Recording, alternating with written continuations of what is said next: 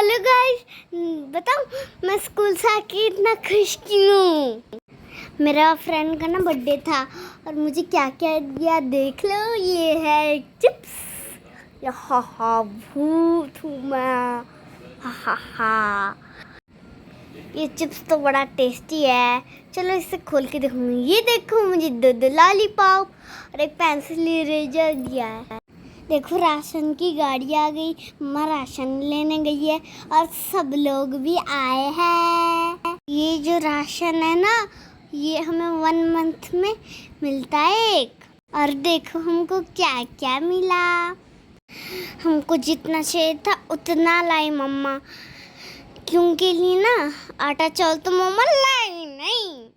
देखो दाल तेल आटा सब कुछ मिला है, सब कुछ मुझे तो मिला है सब कुछ ना। उड़िया में बात करूंगी। माई राखी पटायची मो पापा पाई लेप्सा माई और वैसे एटा ओपन करी मिम्मू ओपन हाँ तर केते सामान ये बे मम्मा खुली बो एटा राखी मिट सुन पापड़ी आउ गुटे कार्ड आउ राखी चंद सब कुछ अच्छी और बहुत सुंदर एटा तो बहुत बहुत बहुत बहुत बहुत सुंदर एटा राखी।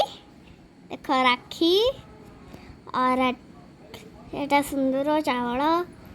और पार्क में ना कुछ प्रोग्राम हो रहा था। देखो हम क्या क्या बना के लाए।